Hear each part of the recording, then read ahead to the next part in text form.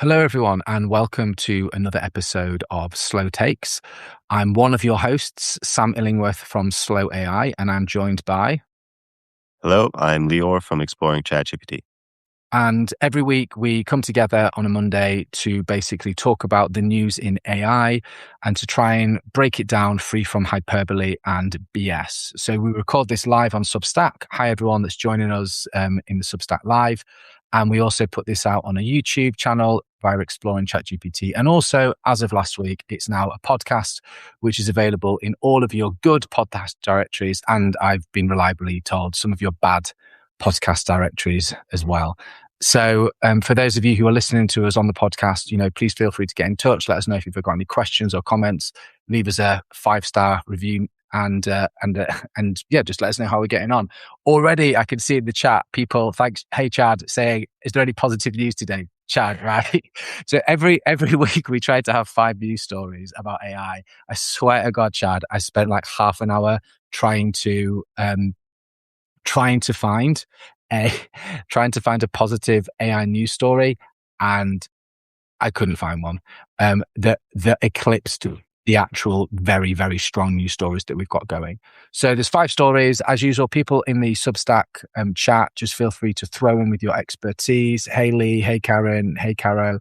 And if you've got any, questions or expertise, we're always willing to listen to that as well. So just a reminder, I run the Slow AI Substack and Leo runs the Exploring ChatGPT Substack. And 5 topics we're going to be kicking off with. The obvious one this week is Mythos and Fable. So what on earth has happened? It's a bit of a crazy story, but basically on the 9th of June, Anthropic released its most powerful ever AI model called Fable 5. Now, this is from the Mythos, I guess, stable of AI tools.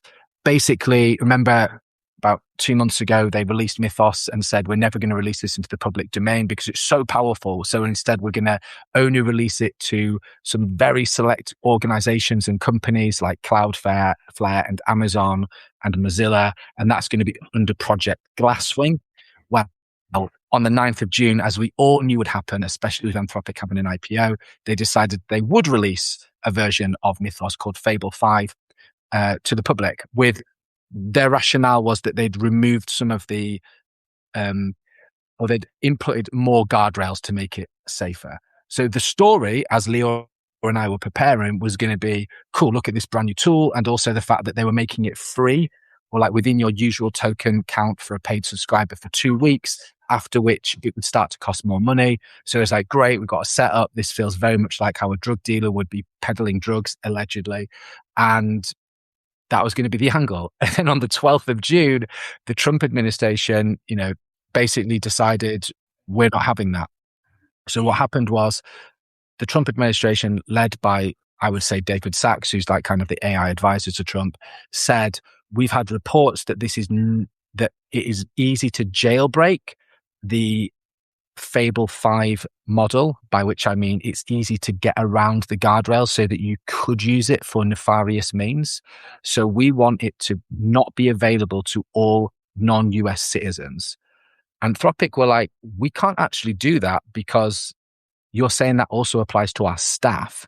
And we have many non-US citizen staff. So on the 12th of June, Anthropic actually pulled the entire model. Now, it's since been revealed that through the Wall Street Journal and others, that the organization that reported this apparent jailbreak, and it's a very small instance, was likely Amazon.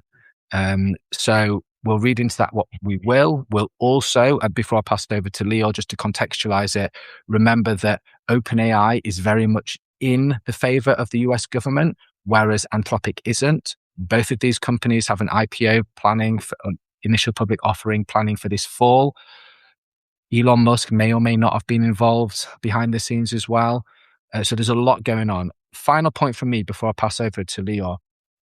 There's a lot of chat in big tech. I even saw Jan LeCun, who I really like normally, saying, oh, all of a sudden Anthropic, who have said they've got the world's most powerful and dangerous cybersecure model, have it pulled and all their chickens have come home to roost. They've been telling us it's not safe, and then the US government's told us it's not safe. I think that's too simple a read, and I think there's much more going on behind the scenes. A big build up from me there, Lior. Would love to hear your take. Yeah, absolutely. Before I give my take on the whole situation, I'll give my personal anecdotal experience with Fable. If you guys don't know, ChatGPT is in my Substack name. So everybody thinks I'm kind of like an OpenAI industry plant or something, which maybe I am. I don't know. I'm not. So I will say I renewed my subscription as soon as I heard about it to Claude and was very impressed by Fable. Quick funny story about it. The first thing that I asked Fable to do was to summarize the release article from Anthropic about Fable, and I got rerouted to Opus 4.8. So that was my first experience with it. Interestingly enough, it couldn't even talk about itself. But then on a positive note, it helped me edit a video in a way which was amazing. That's my personal experience with it. I'm kind of sad that it's gone. I hope it comes back. Next, Amazon did find this bug. I have spoken to some insiders about this. It's true. And apparently Andy Jassy personally basically snitched to Trump. So the funny thing about this whole situation is actually Amazon invested billions and billions of dollars in Anthropic. So I guess they were able to put that to the side if they thought something serious was going on here. And really the most important point to me about this whole situation is the release versus the suspension. In the release article of Fable 5, which hopefully some of you have seen, it's on Anthropic's website. I don't know. Hopefully it's still there. They I'll put it in the show notes now. I've got it in the chat. Yeah. Hopefully, yeah. So okay, there it is. They listed a bunch of benchmarks, and Fable just blew GPT 5.5 out of the water completely. So much better on every single benchmark, and I felt it when I used it. Now, what happened? No, the interesting thing about this story to me is when Fable got suspended, they released another article talking about why it got suspended, and in that article, it claimed that GPT 5.5 can do a lot of the same things that Fable can. So basically, which one is it? Is it just as good? Or is it just as good when the government wants to suspend Fable? Like, are you basically saying now they should suspend 5.5 as well? Or is it so much better? So it's kind of a big contradiction there. I do have a direct quote from that article. Yeah, pull it up. It's a great. Yeah, so Anthropic basically says, we have reviewed a report that we believe is the basis of the government directive and validated that the level of capability displayed there is widely available from other models, including OpenAI's GPT 5.5, and is used every day by the defenders who keep systems safe. So basically, both can't be true, right? Man, there's so many mysteries here. Like, what I will say is I road tested Fable a bit. It was pretty sweet. But then I actually went onto Reddit and looked at loads of ways that people were using Fable. Some dude built an entire MMORPG, like World of Warcraft, in 2 days. Like 2 days. which is wild, man. I also love how when Fable got pulled, somebody just tried to vibe code Fable using Opus 4.8, which was another favorite use of mine. And again, all of this is mistruths, right? Like, both of these things can't be true. The other thing, Leo, that I find fascinating is there was kind of a buried news story the other week that the Trump administration was pulled out of an AI security governance structure. So they were literally a couple of hours away from putting this into place, where every single model would have to go through a US government panel first, and then they would make the decision whether or not it was safe to release for public consumption. And, me and you have talked about this maybe being quite a good idea, with the public being very different from the enterprise models as well. And again, David Sachs, who's Trump's advisor on AI, pulled this literally a few hours before it was going to be signed. And then all of a sudden, we're seeing them using that legislation stroke playbook to do exactly what they decided wasn't a good idea. So just as these two things can't be true with Anthropic, they can't be true with the US government either. It can't be, we want to not basically Trump and Sachs were like, we don't want to have too many guardrails in place because we don't want China to overtake us in the race for AI. But then how can you also put in place, now we're going to remove it because it's not safe for non-US citizens to have? There's so much of this that we don't really know. And a lot of this, from Leo and I, being honest, is conjecture. We've probably both spoken to industry insiders. We're basing it on our own use and research, but we just don't know how this story is going to pan out. But what I would just encourage everyone to do is to look at the Anthropic news statement, look at the release, and then also ask yourself those questions. Is the benchmarking true? And if it, as Leo says, if it's really the same as GPT-5, like, why was it that great in the first place? So yeah, just keep watching this situation. As usual, we don't have any specific answers for this because they're not out yet. But I think it would be really interesting to see the chain of events that led up to the reporting and what that means for Anthropic going forward as well. Yeah, I will just add one thing on this as well. OpenAI kind of threw the counterpunch as soon as Fable came out and said that 5.6 is coming. So I think we'll truly see if they're really that buddy with the US government. I actually don't disagree with you, Sam. I think it's pretty obvious. You know, the proof is in the pudding ever since the Pentagon deal. But once GPT 5.6 comes out and they continue to do this benchmaxing, if 5.6 is just as strong as Fable or stronger and it doesn't get suspended, I think then we'll know for sure. Exactly right. And great comment in the chat from Krilltaz about we can walk and chew gum, which I guess is an Americanism for you want to have your cake and eat it, right? Is that, I've never heard that expression before, but I quite like it. Yeah. So moving over to England, I joke with Leo all the time that I just try to make this podcast entirely about England, where England's really not that important in the global scheme of things. But basically, a massive news story that caught my eye this week was that police in England and Wales are now being told to stop using AI in court statements. So basically, Alex Murray, who's the head of the newly created Police AI Centre, said he'd intervened where forces deployed tools before the checks were done. And in one case, West Midlands Police relied on Microsoft Copilot output that invented a past incident involving just a completely made up claim. So this isn't just using AI to summarize court documents, etc. This is using AI to provide witness statements. And again, it's not having the human in the loop. So want to just give my thoughts here briefly before passing to Leo. This is not me sending an email to my boss and using ChatGPT to write it. This is not me using Claude to help proofread my newsletter. This is somebody using Microsoft Copilot in this instance to make a decision about the evidence that goes into somebody's case about whether they'll be incarcerated or not. And even if that gets overturned, the trauma that person has to go through, the reputational damage that person suffers is mind-blowing. The fact that a senior police officer had to come out and tell people not to use AI tools to fabricate witness statements just doesn't make any sense to me at all. And the fact, on a lighter note, stop using Copilot. It is terrible. So yeah, would love to hear your take on this, Leo. I know there's going to be a few stories about the police really hearing AI, but yeah, would love to hear your take on this story. Yeah.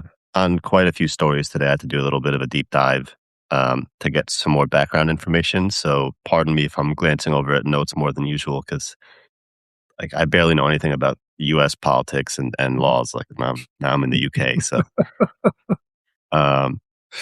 my main question about this when I did the deep dive was really, and again, anybody who's listening to this, always fact check us as well. So my main question is, where is the human in the loop here? And apparently there is already a rule in place that just wasn't followed. And excuse me if I just massacre this name, but is it Derbyshire? Derbyshire, yeah. Derbyshire. Close. Good effort. Derbyshire sounds so American. Derbyshire. So, like I see Chad in the chat here says using AI to 100% generate legal case material is insane. So actually, they already have rules against this. It just wasn't followed. It wasn't enforced.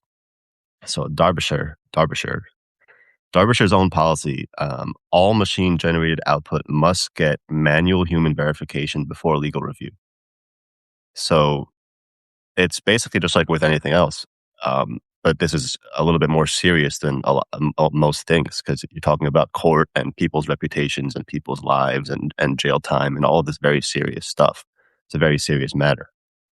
So apparently an unnamed Derbyshire officer is under a criminal probe for allegedly fabricating this evidence. And I think the main thing here is I'm not against using AI in the courtroom as long as you keep humans in the loop to enforce it, to review it, to fact check it, as we should be doing with everything else. And I think one of the negative things that can come from this is now that basically defendants could use real evidence and just say it's AI fabricated and throw it to the side. Exactly. I love the comment from Des that I say to you, my lord, the witness statement is full of M dashes, which is very, very good. What I will say as well is, that Derbyshire investigation is pretty serious. Like, that person seems to have done it several times, but it seems to have been a genuine case of the person being a bit lazy rather than it being for nefarious means, right? However, if we go over to the Netherlands, and again, we always talk about not being political, everything's political. The Netherlands are controlled by what many would consider to be a far-right party, certainly right of centre. And there was a news story this week as well, how there was a couple of, I believe, Syrian men who were in court over an incident. And a member of the ruling party in the Netherlands, or the far-right party in the Netherlands, actually used AI to manufacturally change the court sketches of these two defendants to look intimidating. And I don't know if you've seen it, Leo. It's crazy. It's literally like they've got someone's face and like made them go like that, like for the purposes of the tape, I'm scowling and looking. I made a thumbnail out of them. Yeah, looking as menacing as I can. It basically looks like the thumbnail that Substack always takes for my face when we're doing these things. It's awful. And so that's the other side of things, right? It's not just being done for laziness. People are using AI for nefarious means. And, we've covered on this show before how lawyers have used it to make up evidence and to make up laws. So we need to be very careful that not only are people following the correct procedures, but also that we're aware of how people might be manipulating the truth for their own nefarious means. Yeah, absolutely. So sticking on the topic of the police, but flipping back over the pond stateside, and later on you can write a name of a unpronounceable American place in the chat, and I'll try and pronounce it, Leo, so that it's not all just stacking up on you. But basically, there was a really interesting story this week about a man in Florida. I think his name's Robert Dillon. I'm just going to double check that. Yeah, Robert Dillon. Yep. So Robert Dillon from Fort Myers. He was arrested and prosecuted for this is a really serious crime, for trying to lure a child at a McDonald's in Jacksonville Beach. So basically, AI camera saw this person. This crime did happen, by the way. Saw someone trying to lure a child into McDonald's. Really serious crime. Robert Dillon, who lived 300 miles away, and at the time was 300 miles away and had an alibi and a witness statement, was arrested by the police in a case of mistaken identity.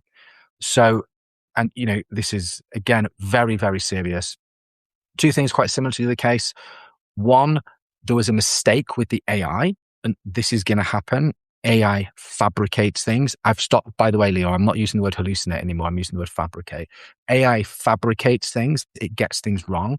And a lot of people look fairly similar. Like, I have a very generic white male face. I get mistaken for people all the time because I look like a white man.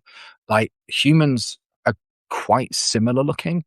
and the AI made a mistake, but rather than checking the guy's car registration, the guy's witness statement, the fact that there was already a suspect who somebody had reported as being a local in Jacksonville Beach, the police went ahead and arrested this guy. Now, caused severe reputational damage, caused severe trauma. And again, this isn't like petty theft. This is being accused of luring a child. So, the one hand, I really hope this guy like sues the state, like the police state department to high heaven, and he'll probably win. Yeah, Florida man, exactly. Probably $6 million Florida man now as well. But yeah, would love to hear your take on this, and just again the absence of common sense in the story. Yeah. So apparently it was a 93% match. So wasn't 100%. They still arrested him. It's a very serious matter. Just a little deep dive on this. Dylan is actually one of 15 known U.S. cases. Basically, same situation. There was another situation, a North Carolina man via facial recognition spent 3 months in jail, lost his job, lost his home, lost custody of his kids before charges were dropped. So yeah, this shouldn't be happening. To kind of play both sides of the argument here for a second, and not to be biased, I personally don't think we should be doing this at all. Mm-hmm. But I'm sure many people here have heard of like the iris scan things going on certain apps. I think even like Tinder was one of them. I think we spoke about this in another stream. Yeah. With Sam Altman's company, World. Yeah. So apparently, kind of like a fingerprint, the iris is the only thing that's completely individual, where it could not be fabricated or hallucinated. So like it's basically a fingerprint. So if this can get to a point where they can have these cameras scan somebody's eyes to the point where they know 100%, then maybe it could actually be used. But obviously we're not there yet. Yeah. I mean, interestingly, I think the iris is even more non-falsifiable, because there was a research paper out, unrelated, but earlier this year, that shows that it's very rare, but you can actually have different things. Like the same person can have very similar fingerprints. So fingerprint in itself isn't even as non-falsifiable as we thought it was. This, like what you've said there, Leo, like is such a good point, and it segues perfectly into our next story. Because yes, the iris is a very, very good way of detecting people. My worry is, if we're using AI surveillance tools, how do we know that we're not scanning people's irises and then storing that data and that information? So I don't think we should be, I mean, I come from the UK, as you know, which is the highest density of closed circuit television, CCTV, in the globe. So you could imagine this being rolled out relatively easily. But aside from the fact that we know mistakes are made, and we know that humans are, let's be kind about it, lazy, if not always nefarious, and these have massive consequences.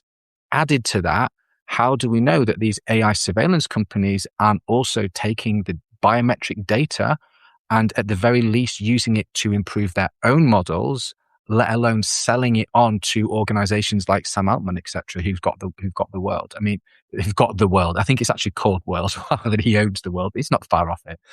So this segues into our next story, which is again surveillance, AI, US based, and this is one of the most worrying stories I've read recently. And this is that San Diego State University has rolled out more than 1,300 AI enabled cameras across its campuses. And this isn't just in like halls of residence. Sorry, it's not just in like lecture theaters and on the campus. It's in halls of residence. It's in dormitories. It's in rec rooms. And I want to say two things. One, I'm not belittling the dangers that can happen on campus, and the fact that things need to be secure. Like in America, especially with, mass shootings, and also, with issues that happen around the molestation, especially of young women, that's very important and needs to be correctly policed. But we don't need AI surveillance cameras to do this. And none of these students, when they signed up to San Diego State University, entered into a contract that told them that they were going to be surveyed. And who knows what is happening to that biometric data that is being taken by those cameras. So not only might there be a stake of misidentification, but what is being done with that data and that information? Yeah, would love to hear your thoughts on that. Yeah. So basically, as Sam mentioned, 1,300 AI-equipped cameras, 330 of which are in dorms. Again, I had to do a little bit of a deep dive on this. Apparently, the university says that the AI feature is turned off. Great. You know. Until someone decides to turn it on without telling anyone, right? Yeah. So yeah, apparently the 330 that are in the dorms, I think, are most concerning. I can understand it in public spaces, but then so when I did a little bit more of a deep dive on this, they are not in the dorm rooms themselves. They're in the public hallways of the dormitories. So when you walk into a dorm building, you have the actual dorms, but you go inside. And so actually, so this was the most interesting part about this to me. So technically, like a hallway within a building, within a dormitory building, is still a public space. But within the dorm itself, within the bedrooms, within the bathrooms, there's no cameras, which makes sense. At the very least, good, right? It'd be weird to have an AI camera in your bathroom. So basically, this is my little deep dive on this here. There's two main things here. Number one, the housing agreement that the students make with the university has no disclosure of AI video analysis. And there's two main points to this. In the state of California, California's constitution privacy right requires clear notice and meaningful choice when a state entity, including a public university, collects sensitive information. So this is where the actual collection of data comes into play and where it would actually be illegal for them to be doing this, even in a public space on that campus. And then on the other side of it, when the students basically sign a lease, if you can look at it the same way, because I have some personal experience in my own business with this as well. If you own a property, or if a university owns a property, they're allowed to put cameras in public spaces, but they're not allowed to collect data on you using these AI features. So that's really the main two kind of core problems here. No, really important, man. And like, again, I think that's where they'll get them on the actual breaking of the law. From a more ideological point of view, Apostolus and Karen Dorr make some really good points in the chat. Karen says that 25% of undergraduate students are victims of sexual assault, and universities use lawyers to protect the reputation of the institution. I can't speak to that exact figure, but I know that it's very high. And again, Karen, I agree. Like, why, instead of spending, was it like 1.3 million or something like that on this AI surveillance tech, why not sort out the sexual harassment that's actually happening in the campuses? And a lot of this work, again, is it's the universities and other institutes as well trying to cover themselves for future lawsuits and mitigations rather than for any real reason of caring about the student populace. If you care about the safety of the student populace, the first thing you do is you go and talk to the students and you say, where are the issues happening? Is it random people coming onto site, making you feel uncomfortable in your dormway corridors? Or is it trusted advisors and educators who are taking advantage of young people, obviously not all of them, in what can be very, very vulnerable situations? And I think it's the last one. It's the latter, right? Like, the universities, instead of buying into all this tech, saying, and this is both sides of the Atlantic, instead of buying into all this tech, saying that we're going to use all this money, we should take a step back and actually say, what is the fundamental problem that our students face, rather than what some big tech vendor is telling us is the problem. And then we should do that. But it's much harder to make those kind of fundamental changes that don't involve some kind of, all singing or dancing tech, and that instead question the very ideological core of the university. That's what we should be doing. I will say as well in the chat, lots of people are referencing the film Brazil, which is, I don't know if you've watched this, a Terry Gilliam film from the 1980s, 1990s, which presents a very Byzantine dystopian future. It's excellent. I would recommend people watch it. I always think it's a really good, I guess, companion to 1984 by George Orwell, offering a slightly, different take on it. My worry is that with both Brazil and 1984, a lot of these companies and institutes, rather than treating these media as a warning, seem to be treating them as some kind of playbook instead, right? So, same with Minority Report. Loads of people have referenced Minority Report. Like, it doesn't. I remember watching that. I mean, I'm old now. I'm 42, but I remember watching that film when it came out of the cinema, going, "This is wild." And now, just over 20 years later, a lot of that is close to being reality. Yeah. Cool. So going into our final story then, this is changing tack slightly. It's really hard, Leo, because what you think is a huge news story just gets eclipsed 2 or 3 days later. It's like so fast paced and so fast moving. This is what we're trying to do with slow takes, really slow it down, stop flooding the zone, introduce 5 stories to you, present what we believe to be the facts and our opinions, but asking you to research them yourselves and to, check them out and to challenge us as well. Neither of us suffer from enough hubris for this to be an issue. But yeah, what I think both of us thought was a huge news story last week has kind of been forgotten about already. And this was that hackers took over 20,000 Instagram accounts by asking Meta's AI support bot. Let me summarize what basically happened. So Instagram now has their support bot entirely run by Meta's in-house version of AI rather than any humans in the loop. And what hackers realized was they could go into Instagram, into the support bot, and basically say, "Hey, and this did happen to Barack Obama's account. My name's Barack Obama. I've forgotten my email address. It's actually incorrect. Please, can you send it to this other email address instead?" And then it sent it to the other false email address with the password. And then that person went into Barack Obama's account and 20,000 others and basically changed all the information, took it over and hijacked it. 2 things. One, the fact that a piece of software is able to do this is crazy. The reason it didn't, and the reason why AI is important here is that, yes, you could theoretically do that with a human running the support, but if you got 20,000 requests to do that, you might red flag that, right? The AI tool did not red flag this. And the second, and I'm being very careful, I'm not victim blaming at all here, but if these people had taken out multi-factor authentication, which everybody should do for all of their social media platforms and anything else with personal information, this wouldn't have happened. And basically Meta's fix was, as far as I'm aware, to say, we're just going to email everyone to remind them to turn on multi-factor authentication. I don't know how you feel about this, Leo, but I think that multi-factor authentication should be the default and you shouldn't actually be allowed onto the platform unless that's been set up. So that's kind of the story, where it is in my take, and would love to hear your thoughts on it. Absolutely.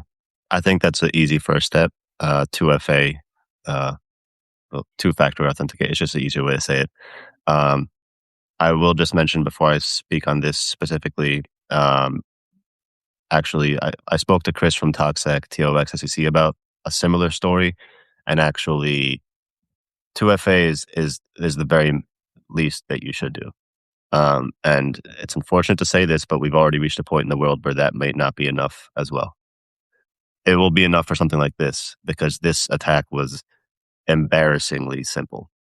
And basically, I'll just break down how it happened in basically 5 steps here.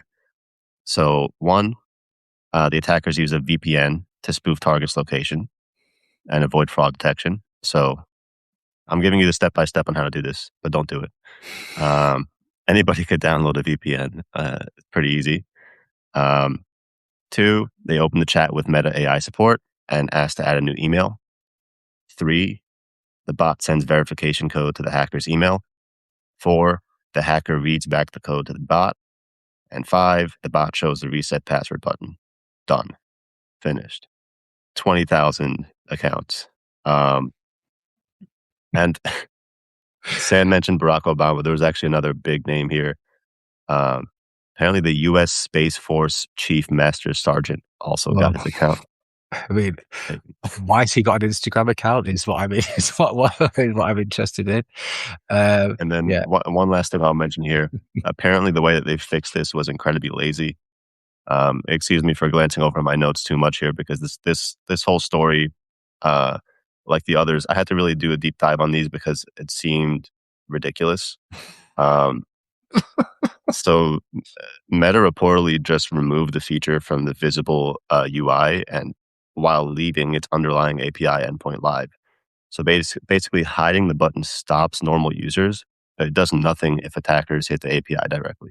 Well, I mean, and Alex Wolf and Apostolos Staminos in the chat are putting out really good points that,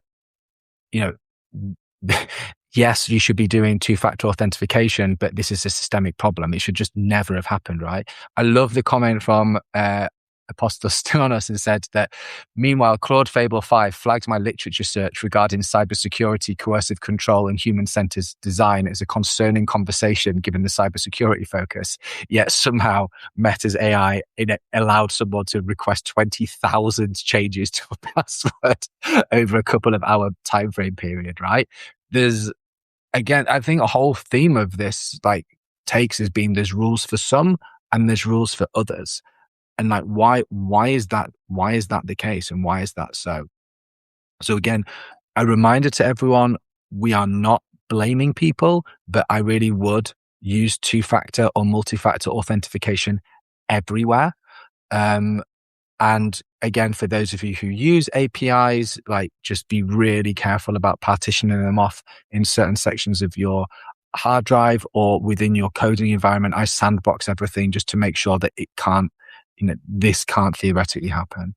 And I love, I would follow Chad Teal on here, follow Alex Wolf, follow Toxec, Chris, they will talk about really great ways that you can lock down your phone and other work as well. But we should make sure in the first instance that these companies are being held accountable and that they're the ones that are doing it as well. So just a reminder for people listening, this is Slow Takes. I'm Sam Illingworth, and with my colleague Lior. Lior also runs the Exploring ChatGPT Substack and puts together a brilliant YouTube series, which he's going to put in the link now and which I'll put in the show notes. And you can catch this takes on there as well. We are now on podcast format. For those of you listening to us, please, do give us a nice review, 5-star rating if you so wish. And we're just trying to basically create an environment where we bring the news to you without BS, without hyperbole, so that you can access it in a multitude of ways, so that you're, and Leo and I don't have all of the answers, but we just want to help to raise awareness and to put a lot of the pressure back on big tech to be taking responsibility for this as well, be that the surveillance of students, the innocent prosecution of people caused by AI fabrications, the stealing of people's identities because of lazy programming by a multi-billion organization, or the cloak and daggers situation that is happening at the very top of the race to be the frontier model and the one that's most in favor with the US government. Is there anything else you want to say, Leo, before we wrap? That's about it. I hope we get Fable 5 back. Yeah, honestly, as soon as I read this Claude chat that someone was like, I programmed my own RPG, I was like, oh, I've totally wasted my Fable session in, what did I do? Oh, no, I didn't waste it, actually. I didn't waste it. I used it to set a series of my poems into a terminal command structure that people can now download from my website. So that was not a waste. Thank you. Fable 5, I salute you. How little we knew thee. But both of us, please hope you get back soon, eh? Yeah. Cool. Well, thanks, Leo. Thanks, everyone in the chat. Really appreciate it. See you all same time, same place next week. Stay safe. Go slow. Bye.